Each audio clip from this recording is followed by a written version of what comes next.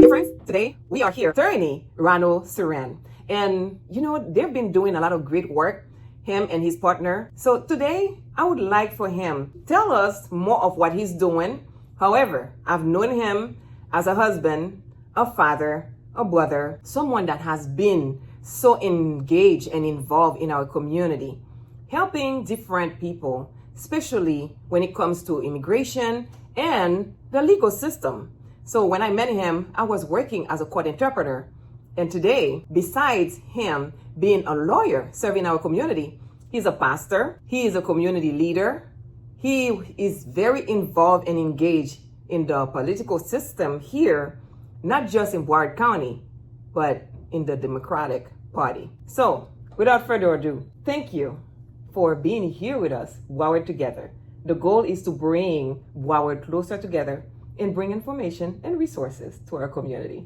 Welcome. Guylène, thank you. It's a great pleasure to join you in this project, and I'm delighted. I've known you since you were a young kid, and you've grown up, and your passion for the community, for the people, it's been like 19 years. It's not an easy task dealing in the media, but you stand up and you've been fighting, especially for women, but you take men with you as well. So thank you for what you've done, and I'm delighted to be here with you.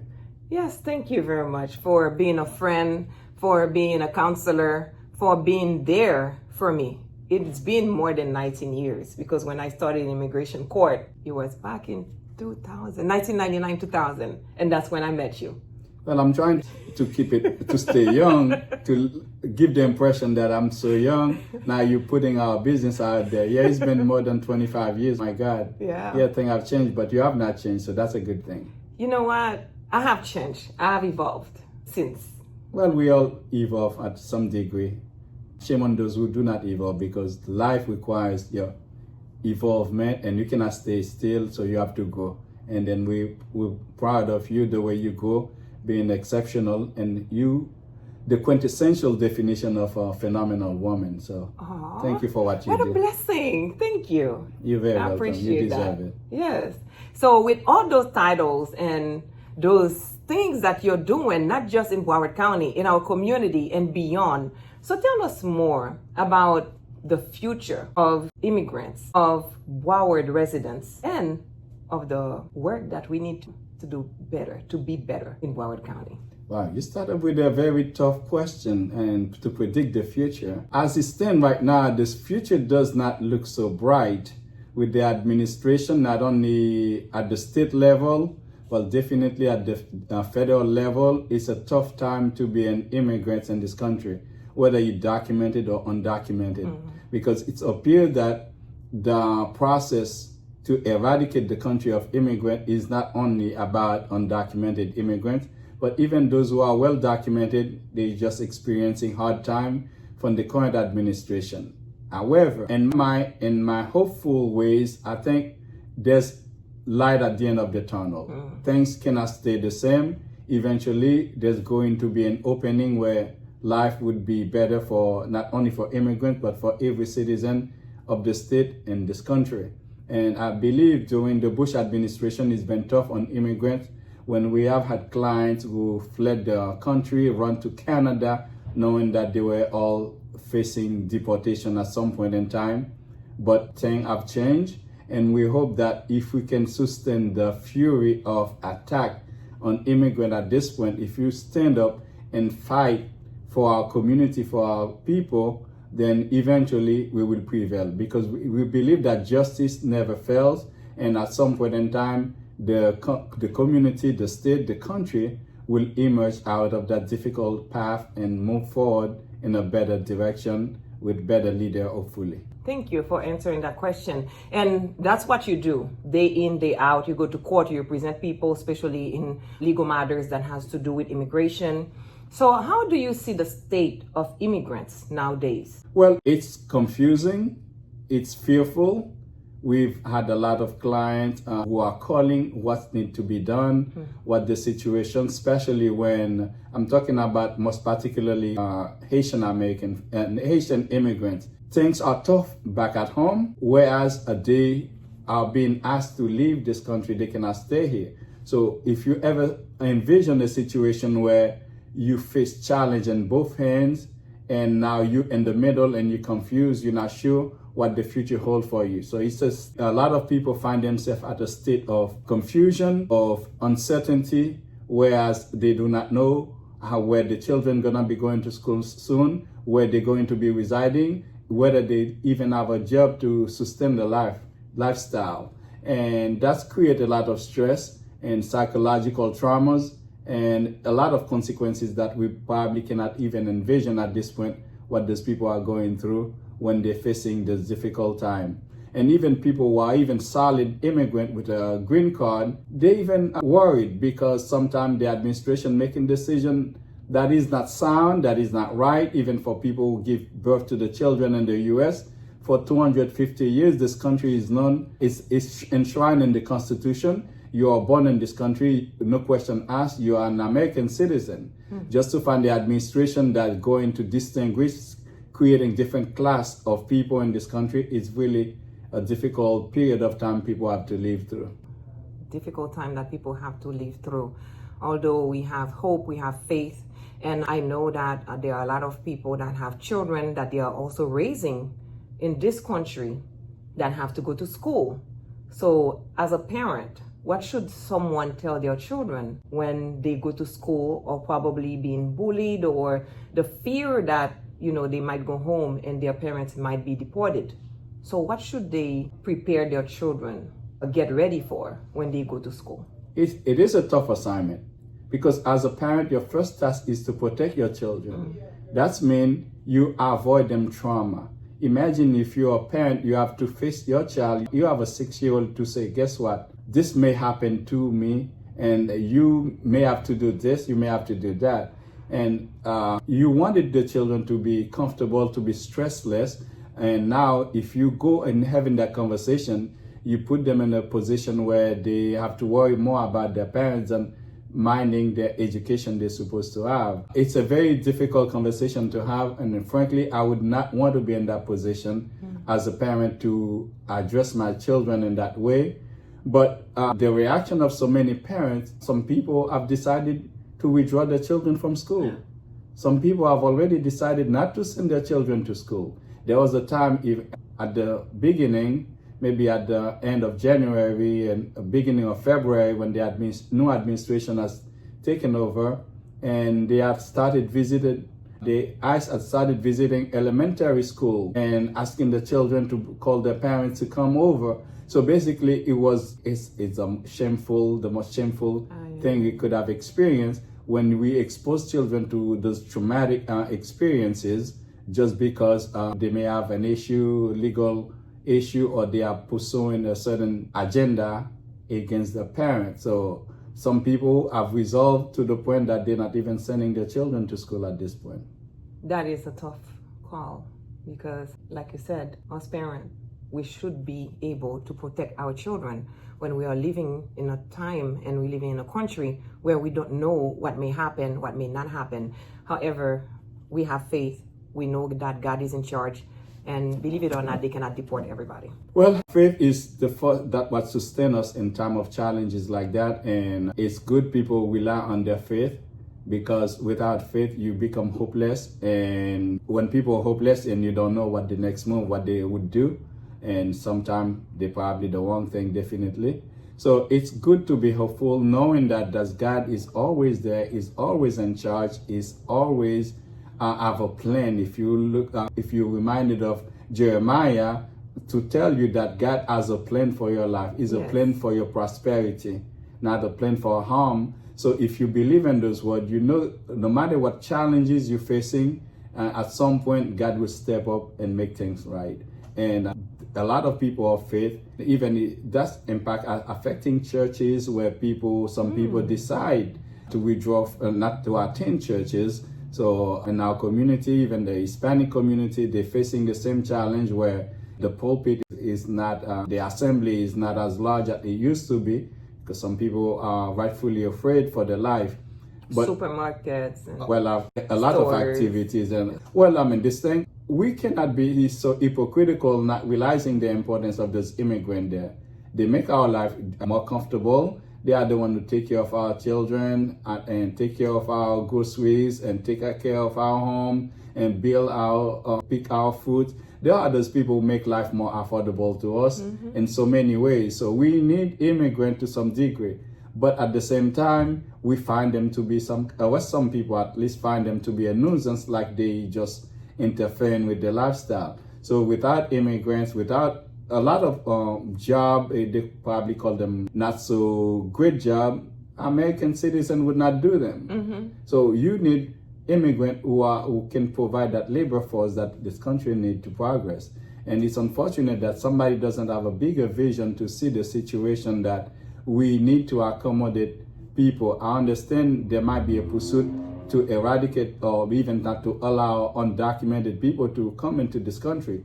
But for God's sake, those people who have been here for years, who have established roots, who are raising children here, come on, give them a break. Yeah, give them a break. And I know that you're trying your best to make sure that the people that have been established here, they have a better future, a brighter future, and some hope. However, you are a lawyer, you are an attorney, you are practicing law, you are representing people.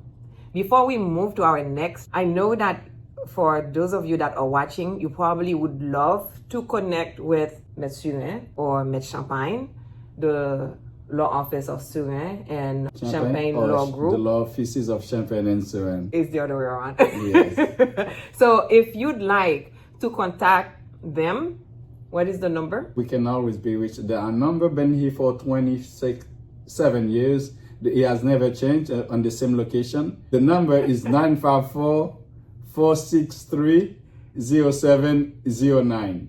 463-0709. If you have a legal issue, a legal matter, please contact the professionals, because too many times you still have to not spend the time going to wherever you're getting your services done, and when things don't work out, still contact the professionals. So from the get-go, I would appreciate if you invest in yourself, invest in your future, invest in your freedom by contacting the right people that have been doing the work for a very long 27 years. Oh my gosh. That was a And I've known you all these years, so don't try. So please call the law office of Champagne and Surin Law Group. They are right here in Fort Lauderdale in Ward County serving you. So they do serve Tri-County areas, and they also have other offices. However, you can definitely call and find out how they can better serve you and resolve any legal issues that you may be facing right now. What's the number again? 954-463-0709.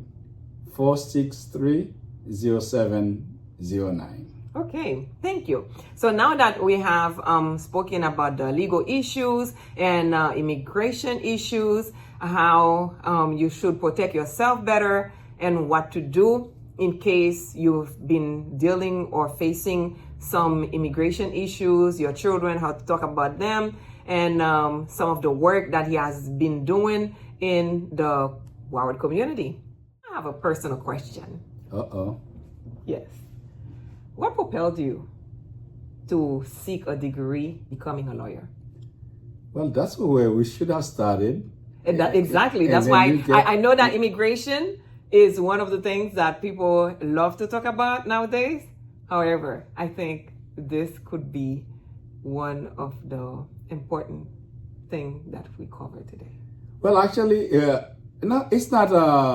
It's nothing sexy. It's not. Most of my friends, they have the story since they were 4 years old. They wanted to be a lawyer. They were born. They were trained. They were groomed to become lawyers. I had nothing like that in my background. Mm-hmm. In fact, when I was graduating in college with a degree in political science, one of our professors asked, "What are we going to do after we graduate?"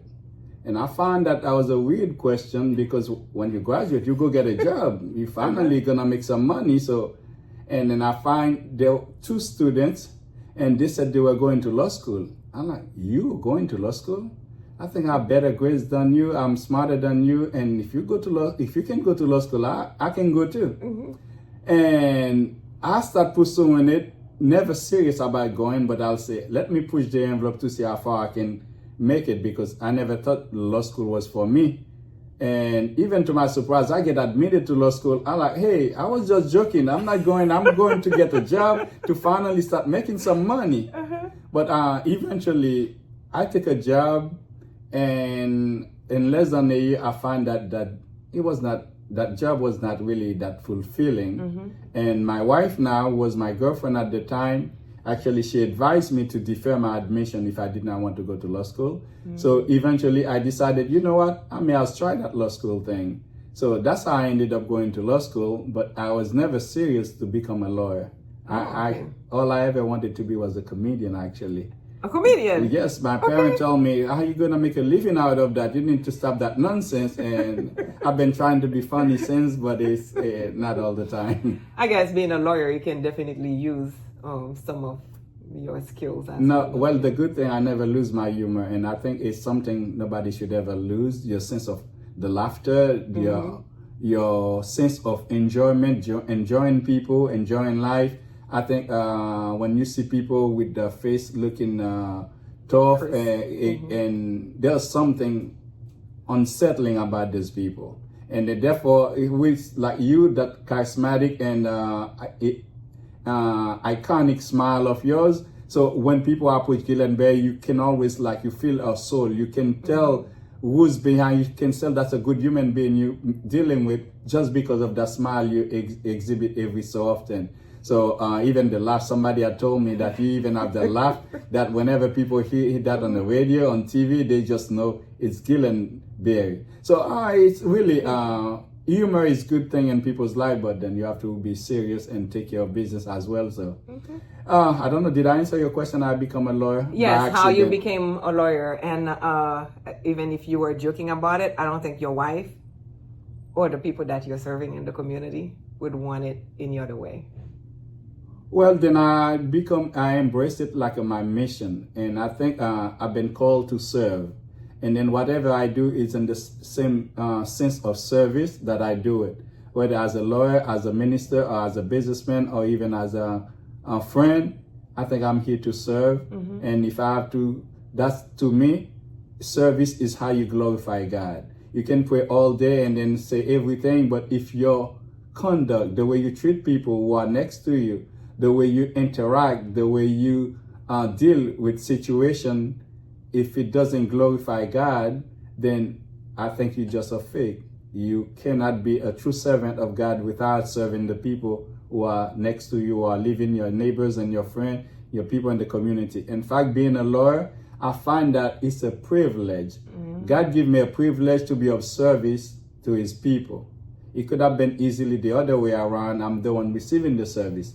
But God trusts me, give me the opportunity to serve people, and I have the obligation to take that privilege very seriously and giving a good service to anyone I encounter. And whether I can even legally, soundly provide you the result that you want, but at least I want to be a source of comfort just to guide you to the process. I cannot make your burden more difficult than it already is. My job is to enlighten the Lord, and I see clients coming to the office, I'm always laughing with them, and because that's part of life. Interesting. And thank you for sharing that. And the ability that you have to connect with people and also shine the light to whatever situation that they're dealing with. Besides being a lawyer, I know that you're very involved in politics in our community. And the other thing is that you're a minister as well. We do not have much time left, but those two things, I think I should touch on them. How is it that God has impacted you when you chose to become a minister? I did not know you all your life. I mean, the 27 years that I've known you as a minister. And how is that working for you? Well, I guess ministry is part of service, so I'm a servant. But if I say in the service in the ecclesiastical way, you do not choose that. God chooses you, He calls you. And it was in 2008 when in a dream, and I was driving on I-75, I recall, in a dream. Then there was this lady. That was more vision. Well, You cannot. no, I was not actually. It wasn't my dream, but I was not actually driving. Okay. When in that dream I saw that. You were driving in yes, the dream. Oh, exactly. Okay. Yes. So when there was a car on the shoulder of the road, and then I passed, and I was like, oh, this person might have been in situation. Let me back up and try to say if I can help, whatever the situation might be. So by doing that, I ended up speaking to the person. The car broke down. He says, oh, I just need when I say, what can I do for you? She says, oh, I just need a phone to make a phone call for somebody to come and help me. I'm like, okay, this is the least I can do. I did it. But when I left the lady after the phone call going back to my car, and I saw that the tread on my tire was all peeled off. So at some point, I guess in my mind that if I continue driving on that tire, it probably would have blown up. So ever since that day, I see that my well-being is connected to serving others. When I do, I find my life in other people's well-being. So I find that connection. And ever since God called me and that I need to serve in the church, even when I had classes in theology and everything, and I was never seeing myself serving until I was called to say, hey, you're going to serve me in all capacity, even in spiritual ways. So it's not, I get God in the middle of the night, He grabbed me and then He put the Bible in my hand. He said, hey, come and do that. It did not happen so clearly, but I understand that my life permeates about service. So everything I have to do, everything I have to touch, it has to have a connection. I think if you look at being a politician, being a lawyer, being a minister, they all have one thing in common: serving our community, serving our people. Yes. In fact, I thought you were going to ask me the hardest question, because one day the pastor called me and put me on the side. He said, I have a question for you. And I've been thinking whether are the lawyers going to be saved? So I thought that was a tough question, but it was easy actually, because I like, okay, do not do that to me, because I heard you pray and hear you calling Jesus, you my advocate, you my lawyer, and then that's mean a lawyer is a good thing. So how come you just think that a lawyer cannot be saved? But then again, there's misconception about what a lawyer is supposed to do. A lawyer's job is not, from what people believe, it's not to lie. It's not to commit fraud, to be in the mischief. It's really to advocate for your client's well-being interests and to defend them to the best according to the law. And that's the purpose of it. But anyway, and you know what? No, that's fine. I'm glad that you answered that. As your friend, I didn't want to ask about that lawyer question. However, I think that, like you said, you are a minister through the work that you're doing, although you are a minister at a church. Right. And also, I know that you have high interest in the political realm, and you've been appointed to make a difference politically in our community. We're not going to stay too much on that. However, for the future of our community, what should people do to make sure that we have the right representations when they are casting their votes?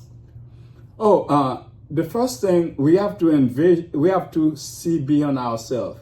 When you go vote, you look at your own interests, then somehow you miss the big picture. You have to start looking at what benefits the whole community, what benefits the Haitian community, for instance, and what can be beneficial to even Haiti as a whole.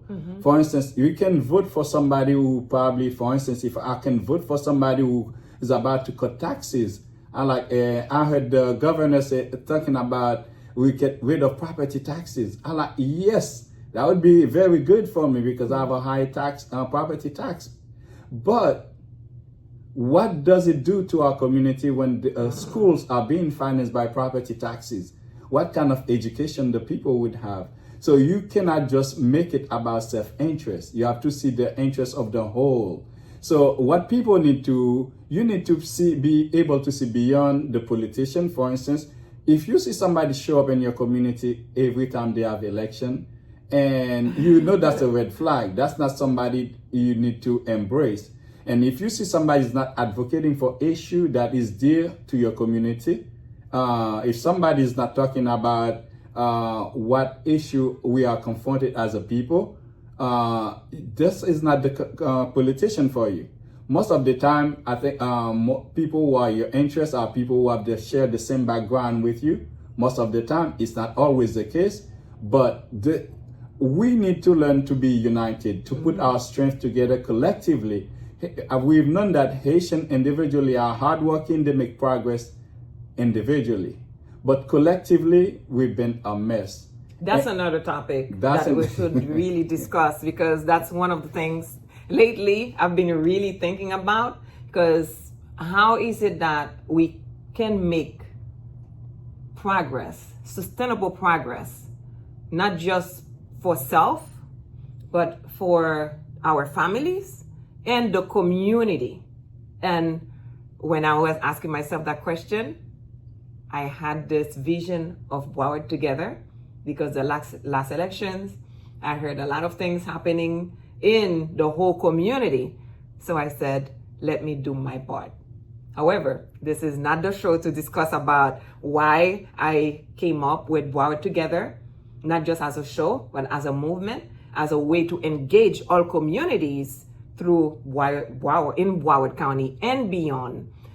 So since we're running out of time right now, is there something that you wanted to share that we did not cover on this interview here today? Or if there is something that you'd like to share with our listeners, our audience from Broward Together, to help them do better in life, please share it. Well, that's an open-ended question. I could speak for about like another 4 hours here. Oh, well, we only have 1 minute. 1 minute first. Frankly, I have to thank you, because people don't know. I know the sacrifice you have made just to be a voice to the community, and you're definitely doing your part. And I think if we have more citizens, more Haitian American with the kind of vision, with the kind of approach you have to community, would be a lot better, stronger, and more united.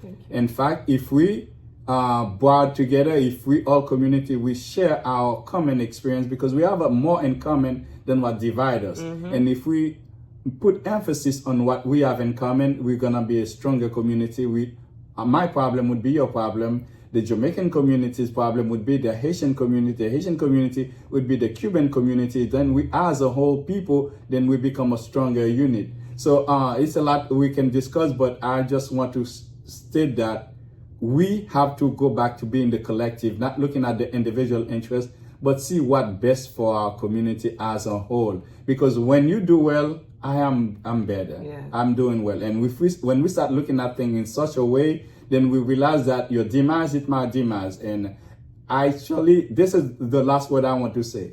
I never, ever, ever want somebody to say that Haitians are no good, when the actual Haitian saying that. This is a self-denigrating statement. So when you say that, you not only devalue other people, but you put yourself down too. So we need to be the shoulder, the strength, and expecting the best out of people instead of presumptively downgrading people, thinking that they're not sufficient for us or what have you. So we need to have a positive outlook to treat people better, and then we can all progress together. I love that. Thank you.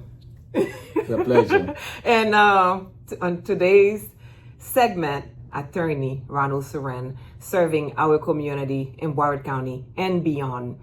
If you'd like to reach him, what is the number again? The real one, the right one. It's 954-463-0709. 463-0709. Thank you.